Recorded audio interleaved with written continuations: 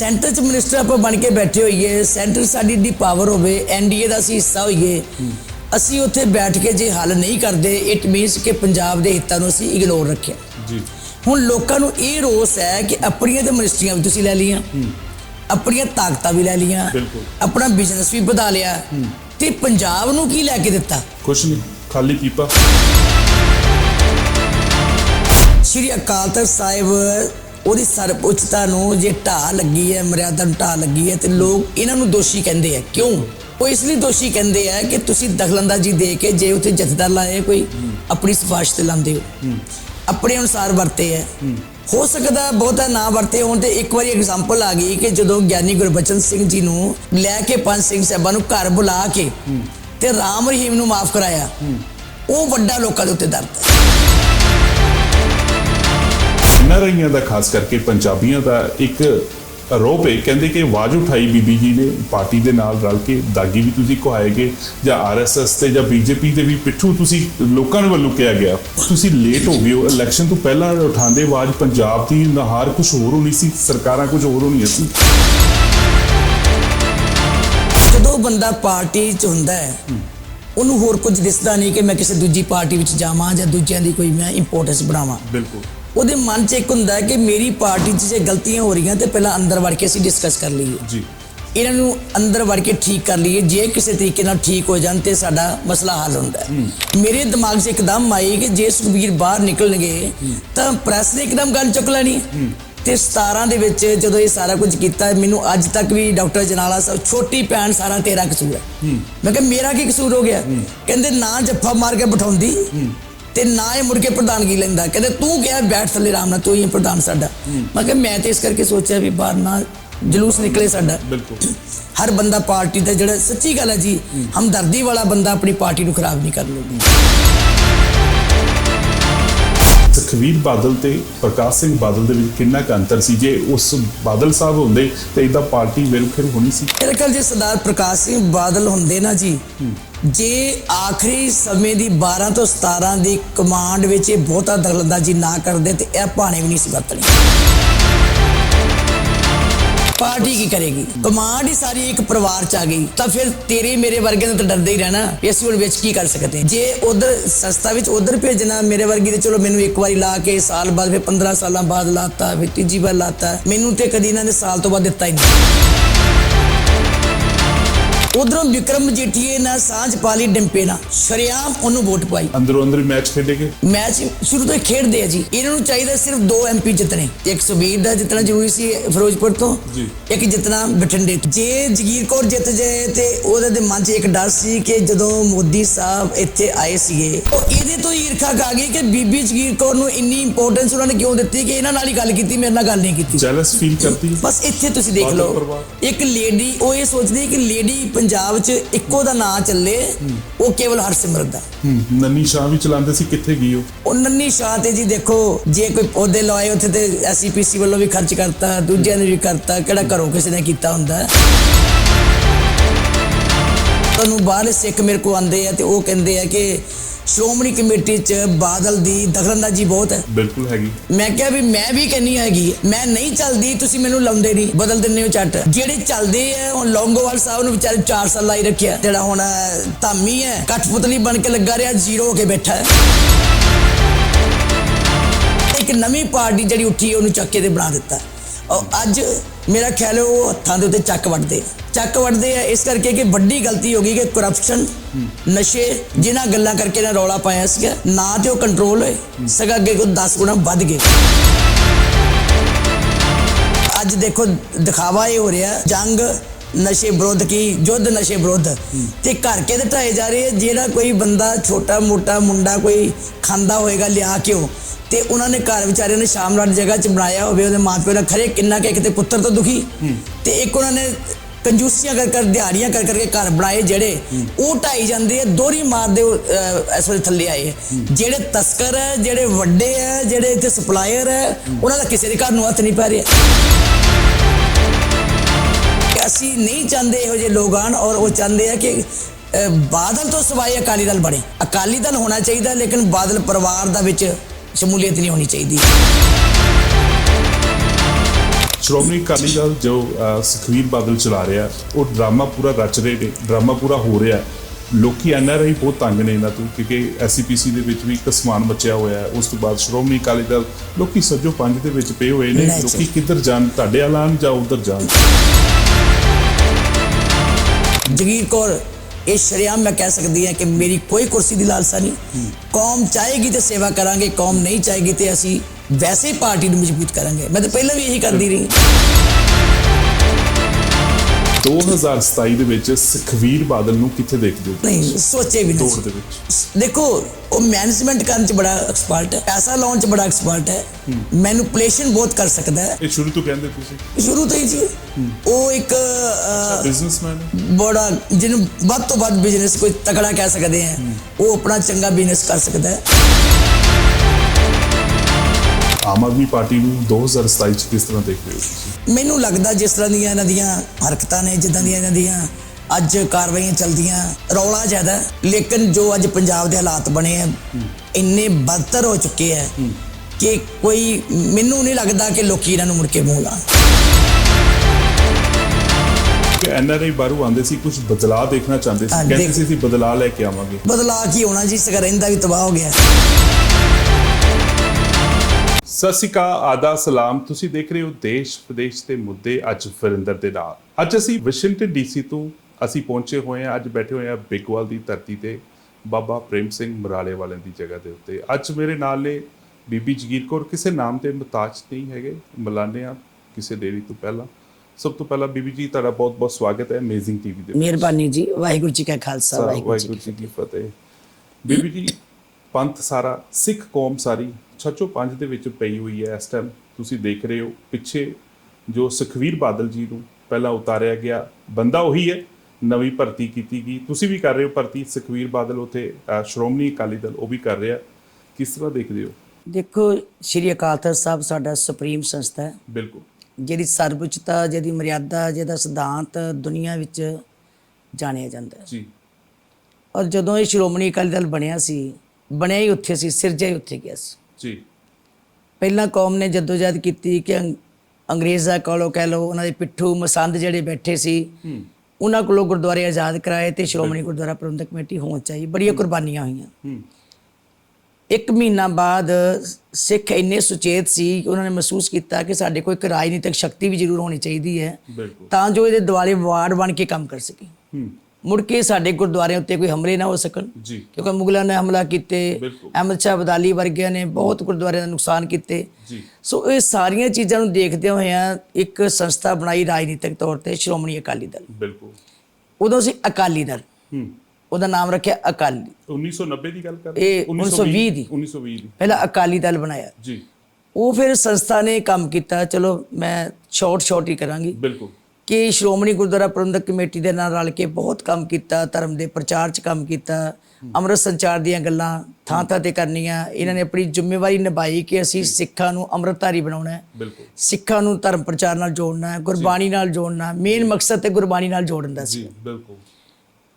ਉਸ ਤੋਂ ਬਾਅਦ ਇਹਦੀ ਇੰਨੀ ਕੁ ਛਵੀ ਬਣ ਗਈ ਅਕਾਲੀ ਦਲ ਦੀ ਕਿ ਵੱਖ-ਵੱਖ ਜਿਹੜੀਆਂ ਸਾਡੇ ਮੁੱਦੇ ਆਏ ਹੈ, ਭਾਵੇਂ ਕੋਈ ਐਮਰਜੈਂਸੀ ਲੜਾਈ ਆਈ ਹੈ, ਭਾਵੇਂ ਧਰਮ ਯੁੱਧ ਦੀ ਗੱਲ ਆਈ ਹੈ, ਪੰਜਾਬੀ ਸੂਬੇ ਦੀ ਗੱਲ ਆਈ ਹੈ, ਪਾਣੀਆਂ ਦੇ ਮੁੱਦੇ ਆਏ ਹੈ, ਹਰ ਇੱਕ ਥਾਂ ਦੇ ਉੱਤੇ ਇਹਨਾਂ ਨੇ ਜੱਦੋਜਹਿਦ ਕੀਤੀ ਔਰ ਸੰਘਰਸ਼ ਕੀਤੇ।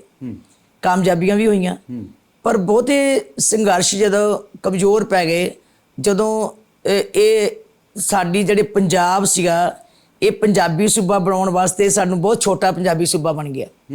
ਹਰਿਆਣਾ ਕੱਢ ਦਿੱਤਾ ਗਿਆ, ਦਿੱਲੀ ਤੱਕ ਇਹਦੀ ਹੱਦ ਲੱਗਦੀ ਸੀ। ਹਰਿਆਣਾ ਚਲੇ ਗਿਆ, ਹਿਮਾਚਲ ਚਲੀ ਗਈ, ਚੰਡੀਗੜ੍ਹ ਚਲਾ ਗਿਆ। ਤੇ ਫਿਰ ਵੀ ਸਿੱਖਾਂ ਨੂੰ ਤਾਂ ਸਬਰ ਜਿਹਾ ਕਰ ਲਿਆ ਵੀ ਚਲੋ ਭਾਵੇਂ ਛੋਟਾ ਹੀ ਹੈ, ਕਮ ਸੋ ਕਮ ਆਪਣੀ ਇੱਥੇ ਹੋਂਦ ਤੇ ਬਣੀ ਰਹੇਗੀ ਨਾ। ਪਰ ਹੈ ਸਾਡਾ ਨੁਕਸਾਨ ਹੋ ਗਿਆ। ਬਿਲਕੁਲ। ਉਸ ਤੋਂ ਬਾਅਦ ਜਦੋਂ ਸਰਕਾਰਾਂ ਬਣਨ ਲੱਗ ਪਈਆਂ, ਲੋਕਾਂ ਨੂੰ ਤਸੱਲੀ ਹੋ ਗਈ ਕਿ ਚਲੋ ਆਪਣੀ ਸਰਕਾਰ, ਲੋਕੀ ਇਹਨੂੰ ਸ਼੍ਰੋਮਣੀ ਅਕਾਲੀ ਦਲ ਨੂੰ ਆਪਣੀ ਸਰਕਾਰ ਕਹਿੰਦੇ ਸੀ। ਬਿਲਕੁਲ।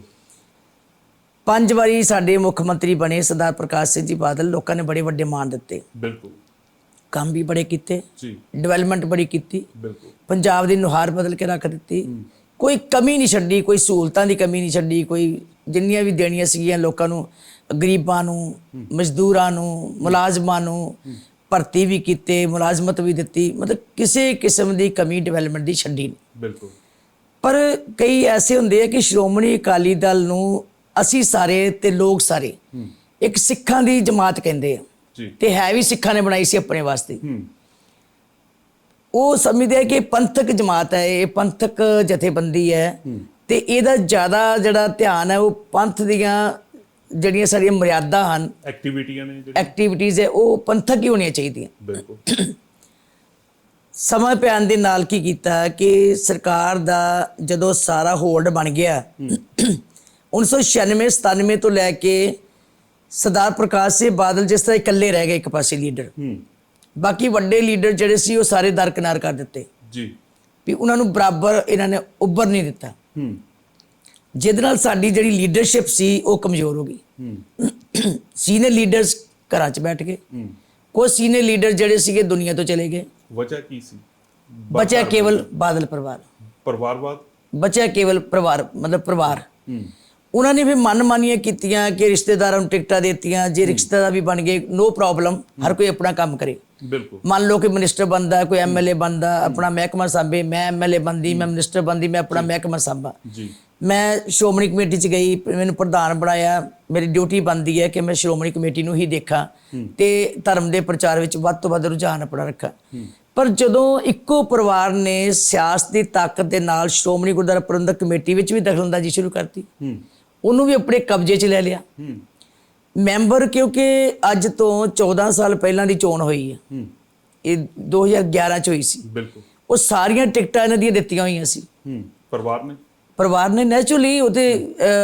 ਉਦੋਂ ਕੋਈ ਪਾਰਲੀਮੈਂਟਰੀ ਬੋਰਡ ਨਹੀਂ ਬਣਾਉਂਦੇ, ਕੋਈ ਕੁਝ ਨਹੀਂ ਕਰਦੇ, ਸਿੱਧੀਆਂ ਟਿਕਟਾਂ ਜਿਹਨੂੰ ਜੀ ਕਰਦਾ ਦਿੰਦੇ ਆ।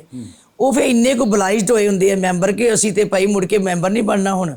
ਉਹ ਜਦੋਂ ਕੋਈ ਚੋਣ ਆਉਂਦੀ ਹੈ ਜੋ ਉਹਨਾਂ ਨੇ ਕਹਿਣਾ ਉਹ ਕਰਨਾ, ਕਹਿਣ ਤੋਂ ਭਾਵ ਕਿ ਮੋਨੋਪੋਲੀ ਬਣ ਗਈ, ਉਧਰ ਵੀ। ਇਹ ਸਾਰੇ ਜਿਹੜੇ ਲੋਕ ਸੀ ਮਹਿਸੂਸ ਕਰਦੇ ਸੀਗੇ ਕਿ ਗਲਤ ਹੋ ਰਿਹਾ, ਕਿ ਹੁਣ ਤਾਕਤ ਜਿਹੜੀ ਹੈ ਸੈਂਟਰਲਾਈਜ਼ਡ ਹੋ ਗਈ ਹੈ, ਇਹਨੂੰ ਡੀਸੈਂਟਰਲਾਈਜ਼ਡ ਹੋਣਾ ਚਾਹੀਦਾ। ਅਸੀਂ ਵੀ ਕਹਿੰਦੇ ਸੀਗੇ ਡੀਸੈਂਟਰਲਾਈਜ਼ਡ ਹੋਣੀ ਚਾਹੀਦੀ ਹੈ। ਜੇ ਪੰਜਾਬ ਦੇ ਤੁਸੀਂ ਸੀਨੀਅਰ ਲੀਡਰਸ ਦੇਖਦੇ ਹੋ 10 ਹੈ, 15, 20, 50, ਕਮ ਸੇ ਕਮ ਉਹਨਾਂ ਦੀ ਵੀ ਡਿਊਟੀ ਬਰਾਬਰ ਲੱਗਣੀ ਚਾਹੀਦੀ ਹੈ ਵੀ ਉਹ ਵੀ ਤੁਹਾਡੀ ਤਾਕਤ ਬਣ ਸਕਣ। ਬਿਲਕੁਲ। ਜਦੋਂ ਇੱਕ ਥਾਂ ਦੇ ਉੱਤੇ ਤਾਕਤ ਆ ਗਈ, ਜੇ ਸੈਂਟਰ ਵਿੱਚ ਗੱਲ ਹੋਈ ਹੈ ਤੇ 1996-97 ਦੇ ਵਿੱਚ ਜਦੋਂ ਚੋਣ ਹੁੰਦੀ ਹੈ ਇਹਦੀ ਪਾਰਲੀਮੈਂਟ ਦੀ, ਵਾਜਪਾਈ ਸਾਹਿਬ ਦੇ ਨਾਲ ਸਮਝੌਤਾ ਹੁੰਦਾ, ਅਲਾਈਅੰਸ ਹੁੰਦਾ, ਉਦੋਂ ਇਹਨਾਂ ਨੇ ਬਿਨਾਂ ਸ਼ਰਤ ਤੋਂ ਅਲਾਈਅੰਸ ਕਰ ਲਿਆ। ਚਲੋ ਮੇਰਾ ਤੇ ਉਦੋਂ ਕੋਈ ਬਹੁਤਾ ਰੁਝਾਨ ਨਹੀਂ ਸੀ ਇਸ ਤੇ, ਬਚਪਨ ਹੀ ਸੀਗਾ। ਉਹਦੇ ਵਿੱਚ ਚਾਹੀਦਾ ਸੀ ਪਾਣੀਆਂ ਦੀ ਸ਼ਰਤ ਰੱਖਣੀ, ਉਹਦੇ ਵਿੱਚ ਚਾਹੀਦੇ ਸੀ ਪੰਜਾਬ ਦੇ ਹਿੱਤਾਂ ਦੀ ਗੱਲ ਕਰਨੀ। ਸਾਡੀਆਂ ਜਿਹੜੀਆਂ ਪ੍ਰੋਬਲਮਸ ਬਣੀਆਂ ਸੀਗੀਆਂ, BBMB ਵਰਗਾ ਬੋਰਡ ਹੈ, ਭਾਖੜਾ ਮੈਨੇਜਮੈਂਟ ਬੋਰਡ ਹੈ, ਉਹ ਸਾਡਾ 60-40 ਦੇ ਵਿੱਚ ਵੰਡਿਆ ਗਿਆ ਸੀ ਰੇਸ਼ੋ ਦੇ ਵਿੱਚ। ਪੰਜਾਬ ਹਰਿਆਣਾ ਦੇ ਵਿੱਚ ਪੰਜਾਬ ਯੂਨੀਵਰਸਿਟੀ 'ਚ 60-40 ਇਸੇ ਤਰ੍ਹਾਂ। ਇੱਦਾਂ ਹੀ ਵਿਧਾਨ ਸਭਾ SYL ਦਾ ਮੁੱਦਾ, ਉਹ ਜਿਹੜੇ ਮੁੱਦੇ ਸੀ ਹੱਲ ਹੋ ਸਕਦੇ ਸੀ ਜਦੋਂ ਪਤਾ ਸੀ ਇਹਨਾਂ ਨੂੰ। ਹਾਂਜੀ, BJP ਸਰਕਾਰ ਸੀ, ਉਹ ਇਸ ਤਰ੍ਹਾਂ ਹੱਲ ਹੋ ਸਕਦੇ ਸੀ ਕਿ ਦੇਖੋ ਇਹਦਾ ਦੁਬਾਰਾ ਸਰਵੇ ਹੁੰਦਾ ਪਾਣੀ ਦਾ। ਜਿਹੜਾ ਪਾਣੀ ਹਰਿਆਣੇ ਨੂੰ ਆਲਰੇਡੀ ਅੱਧਾ ਦਿੱਤਾ ਜਾ ਰਿਹਾ ਜੀ, ਉੱਥੇ ਵੀ ਜਾ ਰਿਹਾ, ਰਾਜਸਥਾਨ ਨੂੰ ਪਾਣੀ ਜਾ ਰਿਹਾ, ਇਹ ਪਾਣੀ ਦਾ ਸਰਵੇ ਕਰਕੇ ਜਿੰਨਾ ਪਾਣੀ ਸਾਡਾ ਸੀ, ਸਾਨੂੰ ਲੋੜ ਸੀ, ਉਹਨਾਂ ਰੱਖ ਲੈਂਦੇ। ਜਿੰਨਾ ਪਾਣੀ ਜੇ ਵਾਧੂ ਹੈ, ਦੂਜੀ ਸਟੇਟ ਨੂੰ ਲੋੜ ਹੈ ਤੇ ਉਹਨੂੰ ਦੇ ਦੇਣਾ ਚਾਹੀਦਾ, ਨੋ ਪ੍ਰੋਬਲਮ। ਪਰ ਜਿਹੜੀ ਥਾਂ ਦੀ ਚੀਜ਼ ਹੈ ਉਹਦਾ ਜਿਹੜਾ ਨੁਕਸਾਨ ਹੁੰਦਾ ਹੈ ਉਹਨੂੰ ਕੰਪਨਸੇਟ ਕਰਨ ਵਾਸਤੇ ਉਹਦੀ ਵੈਲਿਊ ਲੈਣੀ ਪੈਂਦੀ ਹੈ ਦੂਜਿਆਂ ਕੋਲੋਂ। ਰਾਜਸਥਾਨ ਵਿੱਚ ਪੱਥਰ ਨਿਕਲਦਾ, ਉਹ ਸਾਡੇ ਕੋਲ ਪੈਸਾ ਲੈਂਦੇ ਆ, ਬਿਲਕੁਲ ਮੁਫਤ ਤੇ ਨਹੀਂ ਦਿੰਦੇ। ਕਿਤੇ ਕੋਲਾ ਨਿਕਲਦਾ, ਉਹ ਪੈਸੇ ਸਾਡੇ ਕੋਲ ਲੈਂਦੇ ਆ। ਸੋਨਾ ਚਾਂਦੀ ਜੋ ਵੀ ਨਿਕਲਦਾ, ਤੇਲ ਨਿਕਲਦਾ, ਅਸੀਂ ਮੁੱਲ ਲੈਂਦੇ ਆ। ਜਦੋਂ ਅਸੀਂ ਹਰ ਸਟੇਟ ਤੋਂ ਮੁੱਲ ਲੈਂਦੇ ਆ ਤੇ ਫਿਰ ਸਾਡਾ ਵੀ ਕਿਉਂ ਇਹ ਫਰਜ਼ ਬਣੇ ਕਿ ਅਸੀਂ ਉਹਨਾਂ ਨੂੰ ਮੁਫਤ ਦਈਏ? ਸੋ ਇਹ ਹੱਲ ਬੈਠ ਕੇ ਕੀਤੇ ਜਾ ਸਕਦੇ ਸੀ ਉਸ ਟਾਈਮ, ਵਾਜਪਾਈ ਦੀ ਸਰਕਾਰ ਦੇ ਟਾਈਮ। ਵਾਜਪਾਈ ਕਹਿ ਲਓ, ਮੋਦੀ ਸਰਕਾਰ 'ਚ ਕਹਿ ਲਓ, ਜਿੱਦਾਂ ਅਸੀਂ ਸੈਂਟਰ 'ਚ ਬੈਠੇ ਹੋਏ ਆ, ਸੈਂਟਰ 'ਚ ਮਿਨਿਸਟਰ ਆਪਾਂ ਬਣ ਕੇ ਬੈਠੇ ਹੋਈਏ, ਸੈਂਟਰ ਸਾਡੀ ਦੀ ਪਾਵਰ ਹੋਵੇ, NDA ਦਾ ਅਸੀਂ ਹਿੱਸਾ ਹੋਈਏ, ਅਸੀਂ ਉੱਥੇ ਬੈਠ ਕੇ ਜੇ ਹੱਲ ਨਹੀਂ ਕਰਦੇ, ਇਟ ਮੀਨਸ ਕਿ ਪੰਜਾਬ ਦੇ ਹਿੱਤਾਂ ਨੂੰ ਅਸੀਂ ਇਗਨੋਰ ਰੱਖਿਆ ਜੀ। ਹੁਣ ਲੋਕਾਂ ਨੂੰ ਇਹ ਰੋਸ ਹੈ ਕਿ ਆਪਣੀਆਂ ਤੇ ਮਿਨਿਸਟਰੀਆਂ ਵੀ ਤੁਸੀਂ ਲੈ ਲਈਆਂ, ਆਪਣੀਆਂ ਤਾਕਤਾਂ ਵੀ ਲੈ ਲਈਆਂ, ਆਪਣਾ ਬਿਜ਼ਨਸ ਵੀ ਵਧਾ ਲਿਆ, ਤੇ ਪੰਜਾਬ ਨੂੰ ਕੀ ਲੈ ਕੇ ਦਿੱਤਾ? ਕੁਛ ਨਹੀਂ। ਖਾਲੀ ਪੀਪਾ ਪੰਜਾਬ ਦੇ ਕੋਲ ਹੈ। ਇਹੀ ਤੇ ਪ੍ਰੋਬਲਮ ਹੈ। ਹੁਣ ਉਹ ਕਹਿੰਦੇ ਜੀ ਅਸੀਂ ਡਿਵੈਲਪਮੈਂਟ ਕੀਤੀ, ਬਿਲਕੁਲ ਸਹੀ ਹੈ, ਡਿਵੈਲਪਮੈਂਟ ਕੀਤੀ ਹੈ, ਨੋ ਪ੍ਰੋਬਲਮ, ਕਿਉਂਕਿ ਅਸੀਂ ਵੀ ਵਿੱਚ ਹੈ। ਜਿੰਨੇ ਵੀ ਹਾਈਵੇ ਬਣਾਉਣੇ, ਕਨੈਕਟੀਵਿਟੀ ਸ਼ਹਿਰਾਂ ਨੂੰ ਜੋੜਨੀ, ਸੀਵਰੇਜ ਸਾਰੇ ਸ਼ਹਿਰਾਂ ਨੂੰ ਦੇਣਾ, ਵਾਟਰ ਸਪਲਾਈ ਟੋਟਲ 100% ਦੇਣਾ, ਹਸਪੀਟਲਸ ਨਵੇਂ ਬਣਾਉਣੇ, ਮੈਡੀਕਲ ਕਾਲਜ, ਯੂਨੀਵਰਸਿਟੀਆਂ, ਬਹੁਤ ਕੁਝ ਬਣਾਇਆ, 에ਅਰਪੋਰਟ ਬਣਾਏ। ਪਰ ਜਿਹੜੀ ਅਸਲੀ ਜੜ ਹੈ ਜਿਹਦੇ ਕਰਕੇ ਸਾਡੀ ਲੜਾਈ ਸੀ ਬਾਕੀ ਸਟੇਟਾਂ ਦੇ ਨਾਲ, ਉਹ ਲੜਾਈ ਨਹੀਂ ਖਤਮ ਹੋਈ। ਕਿਸੇ ਨੈਸ਼ਨਲ ਪਾਰਟੀ ਨੇ ਨਹੀਂ ਖਤਮ ਕਰਨੀ, ਪੰਜਾਬ ਸਰਕਾਰ ਨੇ ਕਰੇਗੀ ਨਹੀਂ। ਕੇਵਲ ਤੇ ਕੇਵਲ ਜਿਹੜੀ ਪਾਰਟੀ ਖੇਤਰੀ ਹੋਏਗੀ, ਜਿਹੜੀ ਪੰਜਾਬੀਆਂ ਦਾ ਦਰਦ ਸਮਝਦੀ ਹੋਏਗੀ, ਜਿਹੜਾ ਸਿੱਖਾਂ ਦੇ ਮੁਸ਼ਕਲਾਂ ਨੂੰ ਹੱਲ ਕਰਨਾ ਚਾਹੁੰਦੀ ਹੋਏਗੀ, ਉਹੀ ਗੱਲ ਕਰੇਗੀ। ਉਹ ਕੇਵਲ ਇੱਕ ਅਕਾਲੀ ਦਲ ਤੇ ਲੋਕਾਂ ਨੂੰ ਭਰੋਸਾ, ਬਿਲਕੁਲ, ਕਿਉਂਕਿ ਇਹ ਖੇਤਰੀ ਪਾਰਟੀ ਹੈ। ਬਿਲਕੁਲ, ਇਹਨੂੰ ਇਕੱਲੇ ਪੰਜਾਬ ਦਾ ਦਰਦ ਹੈ। ਭਾਵੇਂ ਸਾਡੇ ਭਰਾ ਬਾਹਰ ਵੀ ਵਸਦੇ ਹੈ, ਲੇਕਿਨ ਪੰਜਾਬ ਦੇ ਰਖਵਾਲੇ ਕੇਵਲ ਲੋਕਾਂ ਨੇ ਅਕਾਲੀ ਦਲ ਨੂੰ ਕਿਹਾ। ਹੁਣ ਉਹ ਜਿਹੜੇ ਆ, ਉਹਨਾਂ ਨੇ ਹਰਿਆਣਾ ਵੀ ਦੇਖਣਾ ਜੀ, ਹਿਮਾਚਲ ਵੀ ਦੇਖਣਾ, ਰਾਜਸਥਾਨ ਵੀ ਦੇਖਣਾ, ਬਾਕੀ ਸਟੇਟਾਂ ਵੀ ਦੇਖਣੀਆਂ, ਅਸੀਂ ਦੇਖਣਾ ਇਕੱਲਾ ਪੰਜਾਬ। ਸੋ ਇਸ ਕਰਕੇ ਬੜੇ ਸੌਖੇ ਹੱਲ ਹੋ ਸਕਦੇ ਸੀ। ਲੋਕਾਂ ਨੂੰ ਇਹ ਰੋਸ ਹੈ। ਦੂਜੀ ਗੱਲ, ਜਿਹੜੇ ਸਾਡੇ ਧਾਰਮਿਕ ਸੰਸਥਾਵਾਂ ਨੇ, ਸ਼੍ਰੀ ਅਕਾਲ ਤਖਤ ਸਾਹਿਬ, ਉਹਦੀ ਸਰਵਉੱਚਤਾ ਨੂੰ ਜੇ ਢਾਹ ਲੱਗੀ ਹੈ, ਮਰਿਆਦਾ ਨੂੰ ਢਾਹ ਲੱਗੀ ਹੈ, ਤੇ ਲੋਕ ਇਹਨਾਂ ਨੂੰ ਦੋਸ਼ੀ ਕਹਿੰਦੇ ਆ। ਕਿਉਂ? ਉਹ ਇਸ ਲਈ ਦੋਸ਼ੀ ਕਹਿੰਦੇ ਆ ਕਿ ਤੁਸੀਂ ਦਖਲਅੰਦਾਜ਼ੀ ਦੇ ਕੇ, ਜੇ ਉੱਥੇ ਜਥੇਦਾਰ ਲਾਏ ਕੋਈ, ਆਪਣੀ ਸਿਫਾਰਿਸ਼ ਤੇ ਲਾਉਂਦੇ ਹੋ, ਆਪਣੇ ਅਨੁਸਾਰ ਵਰਤੇ ਹੈ। ਹੋ ਸਕਦਾ ਬਹੁਤਾ ਨਾ ਵਰਤੇ ਹੋਣ। ਤੇ ਇੱਕ ਵਾਰੀ ਐਗਜ਼ਾਮਪਲ ਆ ਗਈ ਕਿ ਜਦੋਂ ਗਿਆਨੀ ਗੁਰਬਚਨ ਸਿੰਘ ਜੀ ਨੂੰ ਲੈ ਕੇ ਪੰਜ ਸਿੰਘ ਸਾਹਿਬਾਂ ਨੂੰ ਘਰ ਬੁਲਾ ਕੇ ਤੇ ਰਾਮ ਰਹੀਮ ਨੂੰ ਮਾਫ ਕਰਾਇਆ, ਉਹ ਵੱਡਾ ਲੋਕਾਂ ਦੇ ਉੱਤੇ ਦਰਦ ਹੈ। ਤੇ ਬਰਗਾੜੀ ਦਾ ਕਾਂਡ ਜਿਹੜਾ ਹੋਇਆ, ਬਰਗਾੜੀ ਕਾਂਡ, ਜਿਹੜੇ ਉੱਥੇ 2 ਮਾਰੇ ਗਏ, ਜਾਂ ਉੱਥੇ ਕੋਈ ਗੁਰੂ ਗ੍ਰੰਥ ਸਾਹਿਬ ਦੀ ਬੇਅਦਬੀ ਹੋਈ, ਉਹ ਲੋਕਾਂ ਦੇ ਮਨ ਸੀ ਵੀ ਆਪਣੀ ਸਰਕਾਰ ਹੋਵੇ। ਬਾਦਲ ਸਾਹਿਬ ਕਹਿੰਦੇ ਹੁੰਦੇ ਸੀ ਕਿ ਪੰਜਾਬ ਦੀ ਧਰਤੀ ਤੇ ਕੀੜੀ ਤੁਰੀ ਜਾਂਦੀ ਮੈਨੂੰ ਦਿਸਦੀ ਹੈ, ਤੇ ਗੁਰੂ ਗ੍ਰੰਥ ਸਾਹਿਬ 3 ਮਹੀਨੇ ਨਹੀਂ ਲੱਭ ਸਕਿਆ, ਤੇ ਤੁਹਾਨੂੰ ਕੀੜੀ ਕਿੱਦਾਂ ਦਿਸਦੀ ਹੋਈ? ਫਿਰ ਜੇ ਗੁਰੂ ਨਹੀਂ ਤੁਹਾਨੂੰ ਪਤਾ ਲੱਗਿਆ ਵੀ ਗ੍ਰੰਥ ਸਾਹਿਬ ਕਿੱਥੇ ਸੁੱਟਿਆ ਲੋਕਾਂ ਨੇ, ਤੇ ਕੀੜੀ ਕਿੱਥੋਂ ਦਿਸਣੀ ਹੈ? ਤੇ ਮਾਫੀ ਦੇ ਦਿਓ, ਮਾਫੀ ਤੁਸੀਂ ਦੇ ਰਹੇ ਹੋ। ਸੋ ਇਹ ਜਿਹੜੀਆਂ ਅਸਲੀ ਪ੍ਰੋਬਲਮਸ ਲੋਕਾਂ ਦੇ ਦਿਮਾਗ ਦੀਆਂ, ਮਾਨਸਿਕ ਪੀੜਾ ਜਿਹੜੀ ਹੈ, ਉਹ ਇਹ ਹੈ। ਉਹ ਮਾਨਸਿਕਤਾ ਜਿਹੜੀ ਸੀ ਬਾਹਰ ਵਿਦੇਸ਼ਾਂ 'ਚ ਵਸਦੇ ਸਾਰੇ ਲੋਕਾਂ ਨਾਲ, ਕਿਉਂਕਿ ਲੋਕ ਅੱਜ ਕੱਲ੍ਹ ਬਹੁਤ ਪੜ੍ਹੇ ਲਿਖੇ ਹੈ ਜੀ, ਦੁਨੀਆ ਮੁੱਠੀ 'ਚ ਆ ਗਈ ਹੈ। ਬਿਲਕੁਲ। ਬੀਬੀ ਜੀ, ਗੱਲਬਾਤ ਕਰਦੇ ਹਾਂ ਕਿ NRIਆਂ ਦਾ, ਖਾਸ ਕਰਕੇ ਪੰਜਾਬੀਆਂ ਦਾ ਇੱਕ ਆਰੋਪ ਹੈ, ਕਹਿੰਦੇ ਕਿ ਆਵਾਜ਼ ਉਠਾਈ ਬੀਬੀ ਜੀ ਨੇ ਪਾਰਟੀ ਦੇ ਨਾਲ ਰਲ ਕੇ, ਦਾਗੀ ਵੀ ਤੁਸੀਂ ਕਹਾਏਗੇ, ਜਾਂ RSS ਤੇ ਜਾਂ BJP ਦੇ ਵੀ ਪਿੱਠੂ ਤੁਸੀਂ ਲੋਕਾਂ ਦੇ ਵੱਲੋਂ ਕਿਹਾ ਗਿਆ। ਲੋਕਾਂ ਦਾ ਦੋਸ਼ ਹੈ ਕਿ ਆਵਾਜ਼ ਉਠਾਈ ਹੈ, ਤੁਸੀਂ ਲੇਟ ਹੋ ਗਏ ਹੋ। ਇਲੈਕਸ਼ਨ ਤੋਂ ਪਹਿਲਾਂ ਉਠਾਉਂਦੇ ਆਵਾਜ਼, ਪੰਜਾਬ ਦੀ ਨਹਾਰ ਕੁਝ ਹੋਰ ਹੋਣੀ ਸੀ, ਸਰਕਾਰਾਂ ਕੁਝ ਹੋਰ ਹੋਣੀਆਂ ਸੀ। ਇਹ ਐਕਸੀਡੈਂਟ ਦੇਖੋ, ਤੁਸੀਂ ਬਿਲਕੁਲ ਜਿਹੜੀ ਲੋਕਾਂ ਦੀ ਸੋਚ ਹੈ ਉਹ ਵੀ ਠੀਕ ਹੈ, ਲੇਕਿਨ ਸਾਡਾ ਐਕਸ਼ਨ ਜਿਹੜਾ ਹੈ ਉਹ ਆਪਣੇ ਹਿਸਾਬ ਨਾਲ ਹੈ। ਜਦੋਂ ਬੰਦਾ ਪਾਰਟੀ 'ਚ ਹੁੰਦਾ ਹੈ, ਉਹਨੂੰ ਹੋਰ ਕੁਝ ਦਿਸਦਾ ਨਹੀਂ ਕਿ ਮੈਂ ਕਿਸੇ ਦੂਜੀ ਪਾਰਟੀ ਵਿੱਚ ਜਾਵਾਂ ਜਾਂ ਦੂਜਿਆਂ ਦੀ ਕੋਈ ਮੈਂ ਇੰਪੋਰਟੈਂਸ ਬਣਾਵਾਂ। ਬਿਲਕੁਲ, ਉਹਦੇ ਮਨ 'ਚ ਇੱਕ ਹੁੰਦਾ ਹੈ ਕਿ ਮੇਰੀ ਪਾਰਟੀ 'ਚ ਜੇ ਗਲਤੀਆਂ ਹੋ ਰਹੀਆਂ ਤੇ ਪਹਿਲਾਂ ਅੰਦਰ ਵੜ ਕੇ ਅਸੀਂ ਡਿਸਕਸ ਕਰ ਲਈਏ ਜੀ, ਇਹਨਾਂ ਨੂੰ ਅੰਦਰ ਵੜ ਕੇ ਠੀਕ ਕਰ ਲਈਏ। ਜੇ ਕਿਸੇ ਤਰੀਕੇ ਨਾਲ ਠੀਕ ਹੋ ਜਾਣ ਤੇ ਸਾਡਾ ਮਸਲਾ ਹੱਲ ਹੁੰਦਾ ਹੈ।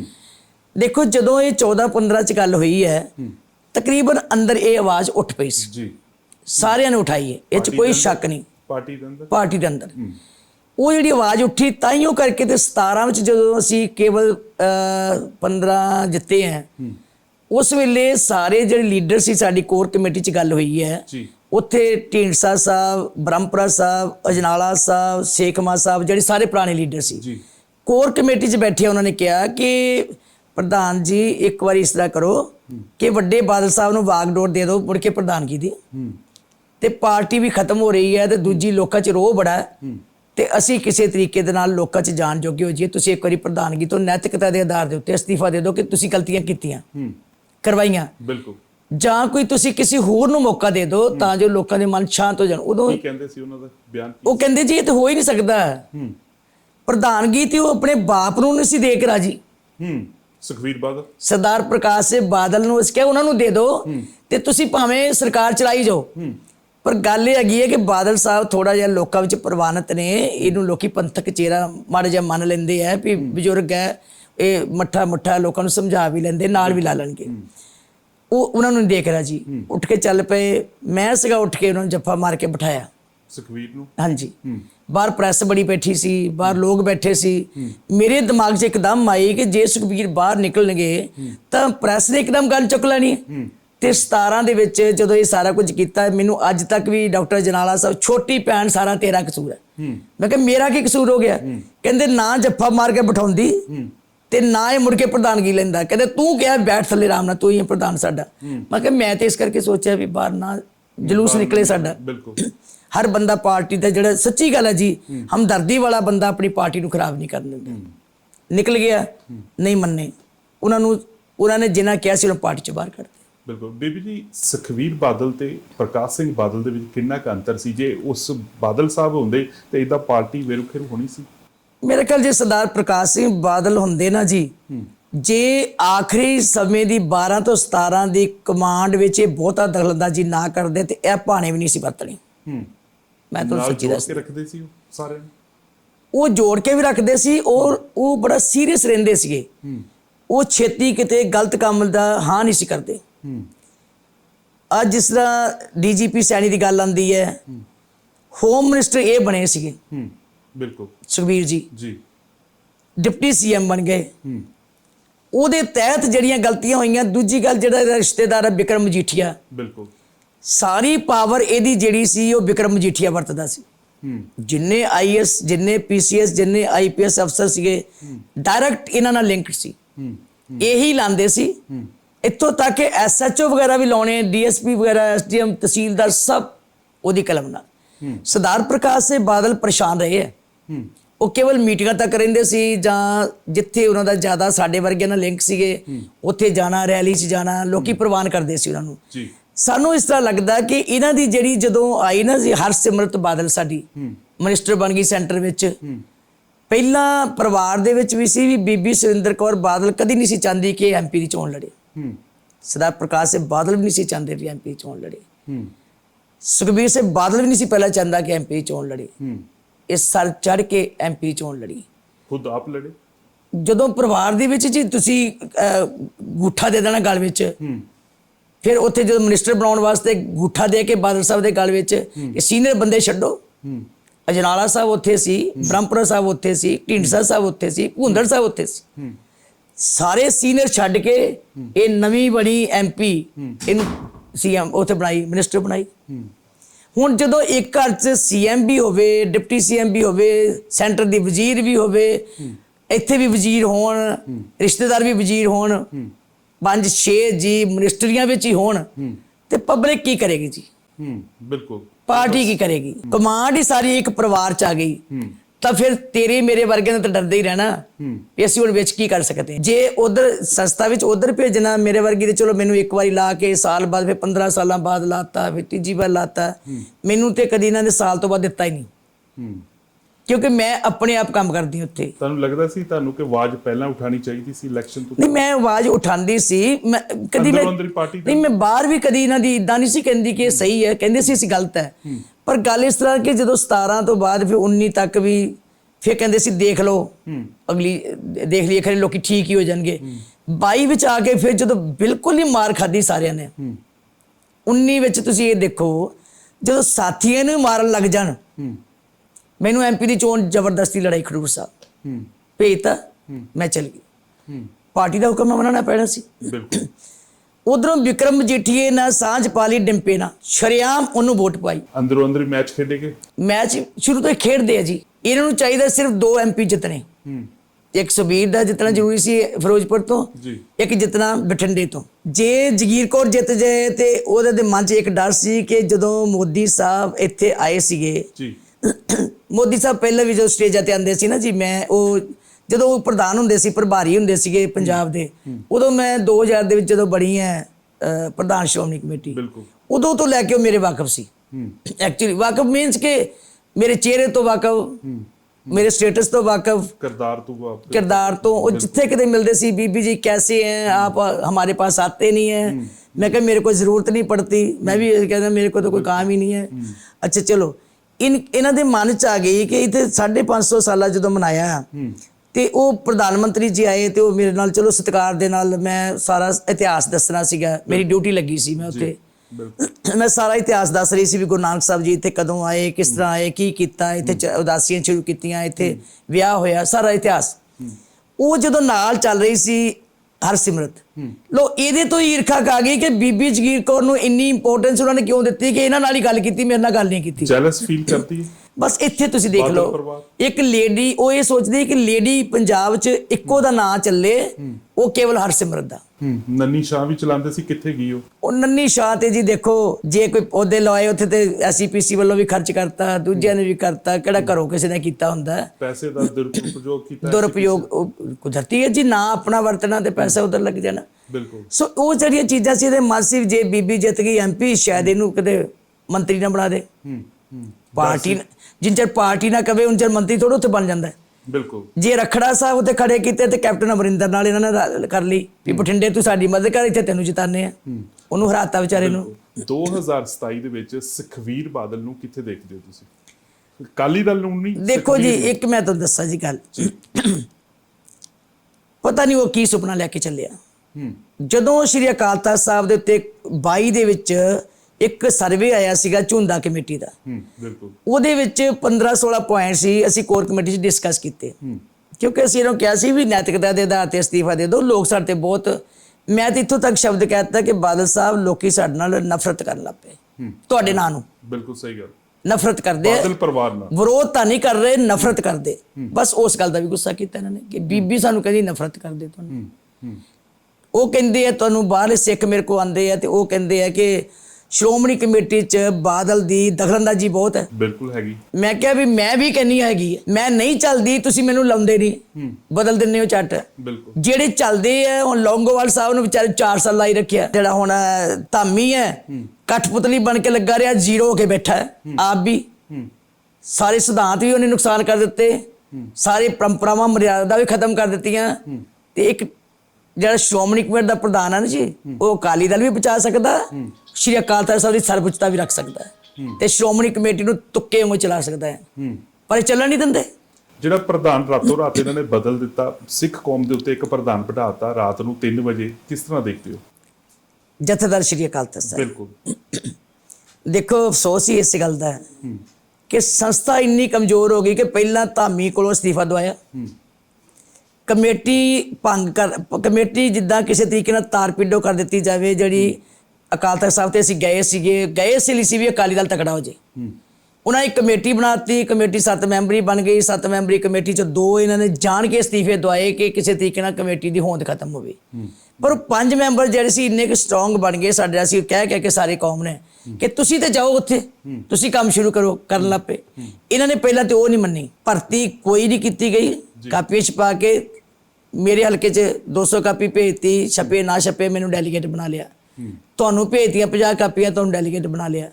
522 ਕੇ 540 ਡੈਲੀਗੇਟ ਇਹਨਾਂ ਬਣਾ ਕੇ ਆਪਣੇ ਬੰਦੇ ਆਪਣੀ, ਉਹਨੇ ਬਕਾਇਦਾ ਮੁਕਤਸਰ ਦੀ ਧਰਤੀ ਤੇ ਐਲਾਨ ਕੀਤਾ ਸੀ ਵੀ ਡੈਲੀਗੇਟ ਉਹ ਬਣਾਇਓ ਜਿਹੜੇ ਮੇਰੇ ਵਫਾਦਾਰ ਹੋਣ ਤੇ ਮੇਰੇ ਹੀ ਪੱਕੇ ਹੋਣ।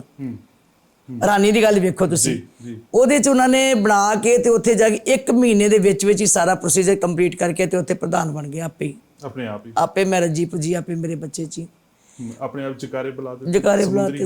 ਹੁਣ ਨਾ ਤੇ ਕੌਮ ਮੰਨਦੀ ਹੈ, ਨਾ ਪੰਜਾਬੀ ਮੰਨਦੇ ਹੈ।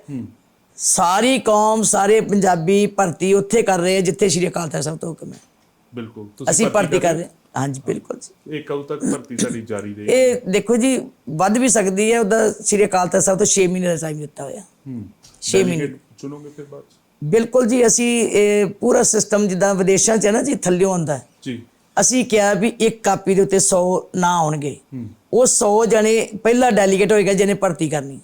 ਜੇ ਇੱਕ ਸਰਕਲ ਦੇ ਵਿੱਚ 100 ਕਾਪੀ ਹੈ ਭਰੀ ਜਾਂਦੀ, 100 ਡੈਲੀਗੇਟ ਹੋਣਗੇ, 100 ਬੈਠ ਕੇ ਸਰਕਲ ਦਾ ਪ੍ਰਧਾਨ ਚੁਣਨਗੇ। ਬਿਲਕੁਲ।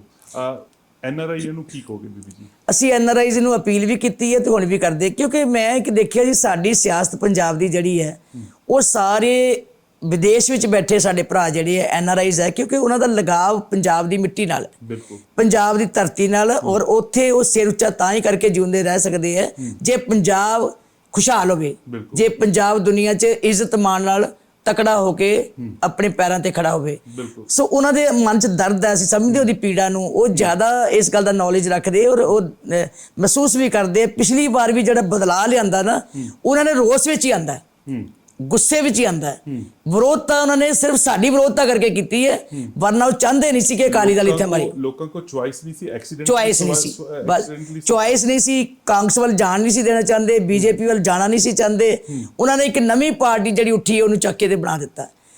ਅੱਜ ਮੇਰਾ ਖਿਆਲ ਹੈ ਉਹ ਹੱਥਾਂ ਦੇ ਉੱਤੇ ਚੱਕ ਵੱਢਦੇ ਆ ਇਸ ਕਰਕੇ ਕਿ ਵੱਡੀ ਗਲਤੀ ਹੋ ਗਈ ਕਿ ਕਰਪਸ਼ਨ ਨਸ਼ੇ ਜਿਨ੍ਹਾਂ ਗੱਲਾਂ ਕਰਕੇ ਨਾ ਰੌਲਾ ਪਾਇਆ ਸੀਗਾ ਨਾ ਤੇ ਉਹ ਕੰਟਰੋਲ ਹੋਏ ਸਗਾ ਅੱਗੇ ਕੋ 10 ਗੁਣਾ ਵੱਧ ਗਏ ਕਰਪਸ਼ਨ ਅੱਗੇ ਨੂੰ 1000 ਗੁਣਾ ਵੱਧ ਗਈ ਨਸ਼ੇ ਦਾ ਅੰਤ ਕੋਈ ਨਹੀਂ ਘਰ ਵਿੱਚ ਸਪਲਾਈ ਡਾਇਰੈਕਟ ਕੀਤੀ ਜਾਂਦੀ ਹੈ ਪਰ ਅੱਜ ਦੇਖੋ ਦਿਖਾਵਾ ਇਹ ਹੋ ਰਿਹਾ ਜੰਗ ਨਸ਼ੇ ਵਿਰੁੱਧ ਕੀ ਯੁੱਧ ਨਸ਼ੇ ਵਿਰੁੱਧ ਤੇ ਘਰ ਕੇ ਢਾਏ ਜਾ ਰਹੇ ਜਿਹੜਾ ਕੋਈ ਬੰਦਾ ਛੋਟਾ ਮੋਟਾ ਮੁੰਡਾ ਕੋਈ ਖਾਂਦਾ ਹੋਏਗਾ ਲਿਆ ਕੇ ਉਹ ਤੇ ਉਹਨਾਂ ਨੇ ਘਰ ਵਿਚਾਰਿਆਂ ਨੇ ਸ਼ਾਮਲਾਟ ਜਗ੍ਹਾ 'ਚ ਬਣਾਇਆ ਹੋਵੇ ਉਹਦੇ ਮਾਪਿਓ ਨੇ ਖਰੇ ਕਿੰਨਾ ਕਿ ਕਿਤੇ ਪੁੱਤਰ ਤੋਂ ਦੁਖੀ ਤੇ ਇੱਕ ਉਹਨਾਂ ਨੇ ਕੰਜੂਸੀਆਂ ਕਰ ਦਿਹਾੜੀਆਂ ਕਰਕੇ ਘਰ ਬਣਾਏ ਜਿਹੜੇ ਉਹ ਢਾਈ ਜਾਂਦੇ ਆ ਦੋਹਰੀ ਮਾਰਦੇ ਇਸ ਵੇਲੇ ਥੱਲੇ ਆਏ ਜਿਹੜੇ ਤਸਕਰ ਹੈ ਜਿਹੜੇ ਵੱਡੇ ਹੈ ਜਿਹੜੇ ਇੱਥੇ ਸਪਲਾਇਰ ਹੈ ਉਹਨਾਂ ਦਾ ਕਿਸੇ ਦੇ ਘਰ ਨੂੰ ਹੱਥ ਨਹੀਂ ਪੈ ਰਿਹਾ ਮਤਲਬ ਕਹਿਣ ਤੋਂ ਭਾਵ ਕਿ ਦਿਖਾਵਾ ਕੀਤਾ ਅੱਜ ਬਾਹਰਲੇ ਦੇਸ਼ਾਂ ਦੇ ਲੋਕਾਂ ਦੀਆਂ ਵੀ ਅੱਖਾਂ ਖੁੱਲੀਆਂ ਹੋਈਆਂ ਕਿ ਅਸੀਂ ਨਹੀਂ ਚਾਹੁੰਦੇ ਇਹੋ ਜਿਹੇ ਲੋਕ ਆਣ ਔਰ ਉਹ ਚਾਹੁੰਦੇ ਆ ਕਿ ਬਾਦਲ ਤੋਂ ਸਿਵਾਏ ਅਕਾਲੀ ਦਲ ਬਣੇ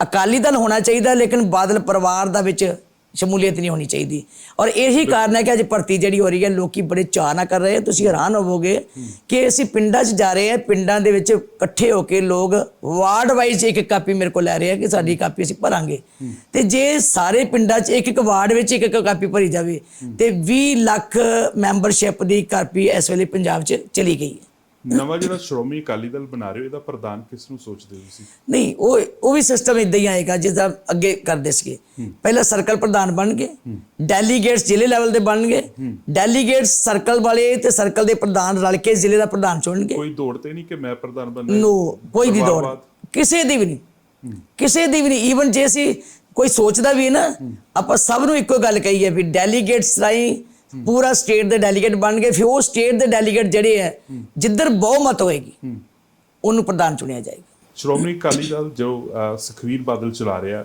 ਉਹ ਡਰਾਮਾ ਪੂਰਾ ਰਚ ਰਹੇ ਨੇ ਡਰਾਮਾ ਪੂਰਾ ਹੋ ਰਿਹਾ ਲੋਕੀ ਐਨਆਰਆਈ ਬਹੁਤ ਤੰਗ ਨੇ ਇਹਨਾਂ ਤੋਂ ਕਿਉਂਕਿ ਐਸਸੀਪੀਸੀ ਦੇ ਵਿੱਚ ਵੀ ਇੱਕ ਸਮਾਨ ਬਚਿਆ ਹੋਇਆ ਹੈ ਉਸ ਤੋਂ ਬਾਅਦ ਸ਼੍ਰੋਮਣੀ ਅਕਾਲੀ ਦਲ ਲੋਕੀ ਸੱਜੋ ਪੰਜ ਦੇ ਵਿੱਚ ਪਏ ਹੋਏ ਨੇ ਲੋਕੀ ਕਿੱਧਰ ਜਾਣ ਤੁਹਾਡੇ ਐਲਾਨ ਜਾਂ ਉਧਰ ਜਾਣ ਨਹੀਂ ਲੋਕਾਂ ਦਾ ਭਰੋਸਾ ਵੱਜ ਰਿਹਾ ਜੀ ਲੋਕੀ ਇਹ ਮਹਿਸੂਸ ਕਰਦੇ ਆ ਕਿ ਇੱਕੋ ਤਖਤ ਹੈ ਜਿਹਦੀ ਛਤਰ ਛਾਇਆ ਥੱਲੇ ਅਸੀਂ ਰਹਿ ਸਕਦੇ ਹਾਂ ਬਾਕੀ ਜਿੰਨੇ ਮਰਜ਼ੀ ਜਥੇਬੰਦੀਆਂ ਬਣ ਜਾਣ ਲੋਕ ਨਹੀਂ ਜਾਣਗੇ ਹੁਣ ਸ਼੍ਰੀ ਅਕਾਲ ਤਖਤ ਸਾਹਿਬ ਕਰਕੇ ਲੋਕ ਇਕੱਠੇ ਹੋ ਰਹੇ ਤੇ ਸ਼੍ਰੀ ਅਕਾਲ ਤਖਤ ਸਾਹਿਬ ਦੇ ਥੱਲੇ ਜੇ ਲੋਕੀ ਇਕੱਠੇ ਹੋਣਗੇ ਭਰੋਸਾ ਸਾਡੇ ਉੱਤੇ ਡਿਪੈਂਡ ਕਰਦਾ ਵੀ ਅਸੀਂ ਕਿੰਨਾ ਕੁ ਜਿੱਤ ਸਕਦੇ ਹਾਂ ਬਿਲਕੁਲ ਅਸੀਂ ਆਪਣੇ ਆਪ ਦਾ ਭਰੋਸਾ ਲੋਕਾਂ 'ਚ ਕਿੰਨਾ ਕੁ ਪੈਦਾ ਕਰ ਸਕਦੇ ਹਾਂ ਅਸੀਂ ਵਿਸ਼ਵਾਸ ਕਿੰਨਾ ਕੁ ਪੈਦਾ ਕਰ ਸਕਦੇ ਹਾਂ ਅਸੀਂ ਇਮਾਨਦਾਰੀ ਨਾਲ ਕਿੰਨਾ ਕੁ ਤੁਰ ਸਕਦੇ ਹਾਂ ਅਸੀਂ ਸੱਚ ਦੇ ਸਤਿਕਾਰ ਲੋਕਾਂ ਨੂੰ ਕਿੰਨਾ ਕੁ ਦੇ ਸਕਦੇ ਹਾਂ ਇਹ ਸਾਡੇ 'ਚ ਵੀ ਕੋਈ ਲਾਲਸਾ ਨਾ ਹੋਵੇ ਜਗੀਰ ਕੌਰ ਇਹ ਸ਼ਰੇਆਮ ਮੈਂ ਕਹਿ ਸਕਦੀ ਹਾਂ ਕਿ ਮੇਰੀ ਕੋਈ ਕੁਰਸੀ ਦੀ ਲਾਲਸਾ ਨਹੀਂ ਕੌਮ ਚਾਹੇਗੀ ਤੇ ਸੇਵਾ ਕਰਾਂਗੇ ਕੌਮ ਨਹੀਂ ਚਾਹੇਗੀ ਤੇ ਅਸੀਂ ਵੈਸੇ ਹੀ ਪਾਰਟੀ ਨੂੰ ਮਜ਼ਬੂਤ ਕਰਾਂਗੇ ਮੈਂ ਤਾਂ ਪਹਿਲਾਂ ਵੀ ਇਹੀ ਕਰਦੀ ਰਹੀ ਬਿਲਕੁਲ ਸੁਖਬੀਰ ਬਾਦਲ ਨੂੰ ਕਿਸ ਤਰ੍ਹਾਂ ਦੇਖਦੇ 2027 ਦੇ ਵਿੱਚ ਇਲੈਕਸ਼ਨ ਦੇ ਨਹੀਂ ਸੋਚੇ ਵੀ ਦੌੜ ਦੇ ਵਿੱਚ ਦੇਖੋ ਉਹ ਮੈਨੇਜਮੈਂਟ ਕਰਨ 'ਚ ਬੜਾ ਐਕਸਪਰਟ ਹੈ ਪੈਸਾ ਲਾਉਣ 'ਚ ਬੜਾ ਐਕਸਪਰਟ ਹੈ ਮੈਨੂਪੂਲੇਸ਼ਨ ਬਹੁਤ ਕਰ ਸਕਦਾ ਹੈ ਇਹ ਸ਼ੁਰੂ ਤੋਂ ਕਹਿੰਦੇ ਤੁਸੀਂ ਸ਼ੁਰੂ ਤੋਂ ਹੀ ਜੀ ਉਹ ਇੱਕ ਅੱਛਾ ਬਿਜ਼ਨਸਮੈਨ ਹੈ ਬੜਾ ਜਿਹਨੂੰ ਵੱਧ ਤੋਂ ਵੱਧ ਬਿਜ਼ਨਸ ਕੋਈ ਤਕੜਾ ਕਹਿ ਸਕਦੇ ਆ ਉਹ ਆਪਣਾ ਚੰਗਾ ਬਿਜ਼ਨਸ ਕਰ ਸਕਦਾ ਹੈ ਉਹ ਵਿਜ਼ਨ ਉਹਦਾ ਡਿਵੈਲਪਮੈਂਟ ਵਾਲੇ ਪਾਸੇ ਵੀ ਬਹੁਤ ਤਕੜਾ ਹੈ ਇਹ 'ਚ ਕੋਈ ਸ਼ੱਕ ਨਹੀਂ ਪਰ ਉਹ ਪਾਰਟੀ ਦਾ ਪ੍ਰਧਾਨ ਨਹੀਂ ਕਾਮਯਾਬ ਪਾਰਟੀ ਨੂੰ ਆਰਗੇਨਾਈਜ਼ ਕਰਕੇ ਪਾਰਟੀ ਨੂੰ ਚੰਗੀਆਂ ਕਦਰਾਂ ਕੀਮਤਾਂ ਦੀਆਂ ਲੀਹਾਂ ਤੇ ਚਲਾਉਣ ਵਾਸਤੇ ਉਹਦਾ ਕੋਈ ਧਿਆਨ ਨਹੀਂ ਪੰਥਕ ਤੌਰ ਤੇ ਉਹਦੀ ਸੋਚ ਹੀ ਨਹੀਂ ਜਨਾਨੀ ਦਾ ਬਹੁਤ ਵੱਡਾ ਹੱਥ ਹੁੰਦਾ ਹੈ ਭਾਵੇਂ ਘਰ ਚਲਾਉਣ ਵਿੱਚ ਹੋਵੇ ਭਾਵੇਂ ਸਰਕਾਰ ਚਲਾਉਣ ਵਿੱਚ ਪਿੱਛੇ ਹੋਵੇ ਹਰਸਿਮਰਤ ਕੌਰ ਕਿੱਦਾਂ ਦੇਖਦੇ ਹੋ ਪਿੱਛੇ ਉਹਨਾਂ ਦੇ ਬੈਕਅਪ ਦੇਖੋ ਹਰਸਿਮਰਤ ਆਪਣੇ ਬੱਚੇ ਪੜ੍ਹਾ ਸਕਦੀ ਹੈ ਉਹਦੇ ਤੇ ਉਹਦਾ ਹੱਥ ਹੋ ਸਕਦਾ ਹੈ ਪਰ ਹਰਸਿਮਰਤ ਇਕੱਲੀ ਥੋੜਾ ਪਾਰਟੀ ਚਲਾ ਸਕਦੀ ਹੈ ਪਰ ਉਹਨੇ ਅਫਸੋਸ ਹੈ ਸਾਨੂੰ ਕਿ ਉਹ ਭੈਣ ਭਰਾਵਾਂ ਦੇ ਉੱਤੇ ਇਹੀ ਇਲਜ਼ਾਮ ਆਉਂਦਾ ਹੈ ਕਿ ਜਦੋਂ ਤੋਂ ਉਹਨਾਂ ਦੀ ਦਖਲਅੰਦਾਜ਼ੀ ਹੋਈ ਹੈ ਉਦੋਂ ਦੀ ਪਾਰਟੀ ਸਤਿਆਨਾਸ਼ ਹੋ ਗਈ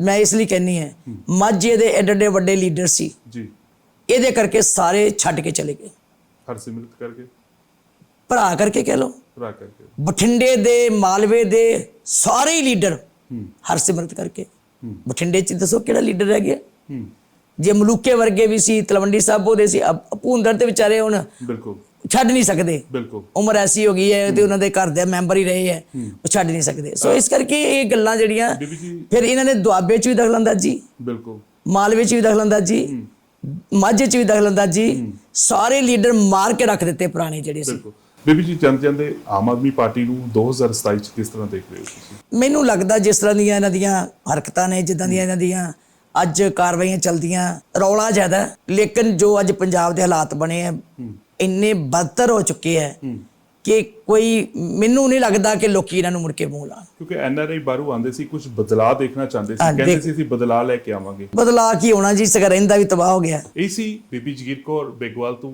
ਦੇਖਦੇ ਰਹੋ ਅਮੇਜ਼ਿੰਗ ਟੀਵੀ। ਫਿਰ ਮਿਲਾਂਗੇ ਇੱਕ ਨਵੇਂ ਸ਼ਖਸ ਦੇ ਨਾਲ, ਤਬ ਤੱਕ ਲਈ ਸਤਿ ਸ਼੍ਰੀ ਅਕਾਲ।